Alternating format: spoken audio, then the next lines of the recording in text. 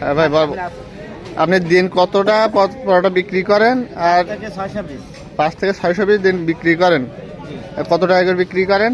এটা হলো 5 টাকা, এটা হলো 5 টাকার পরোটা। আর এখানে আছে 10 টাকা, এটা হলো এটা তেল ছাড়া। আর এখানে আছে হলো হালকা তেল দিয়ে হালকা তেলের পরোটা, এটা হলো 10 টাকা। এই যে সকালে কয়টায় আসেন আর কতক্ষণ থাকা লাগে? আমি আসি হলো 6টায় দোকান খুলি, হ্যাঁ। আর 11টা পর্যন্ত নাস্তা বানাই। আর তারপরে আবার কি করা হয়?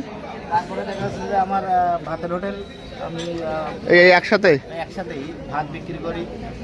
ভাতের সাথে দেখা যাচ্ছে বিভিন্ন আইটেমের তরকারি থাকে, সুন্দরবনের মাছ থাকে, যেমন সুন্দরবনের বিভিন্ন প্রকার মাছ থাকে, তার সাথে মাংস থাকে, মুরগির মাংস, তারপর খাসির মাংস। ওগুলো কটাতে কয়টা পর্যন্ত চলে? সকাল থেকে রাত 10টা পর্যন্ত। রাত 10টা পর্যন্ত। এতক্ষণ কি মানে বিক্রি হয়? লোকজন থাকে? কয়টা পর্যন্ত লোক থাকে এখানে? দেখা যাচ্ছে 10টা থেকে টুরিস্ট আসা শুরু হয়, 5টার মধ্যে টুরিস্ট সব চলে যায়। তারপর দেখা যাচ্ছে যে অনেক টুরিস্ট এসে এখানে রেস্ট হাউস আছে, রেস্ট হাউসে থাকে, সেখানে রাত্রে অবস্থান করে, সেখান থেকে দেখা যাচ্ছে আমাদের ওখানে খাইতে আসে। আরও দেখা যাচ্ছে যেমন ফরেস্ট ডিপার্টমেন্টের লোক, বিদ্যুৎ লোক, পুলিশের লোক, আদার্স আরও মানে সরকারি অফিসের লোকজন খাওয়া দাওয়া করে।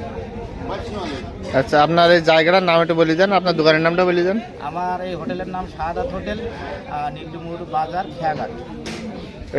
খেয়াঘাট এটার কারণে? হ্যাঁ, এটা হলো খেয়াঘাট এবং পুলিশ ঘাট।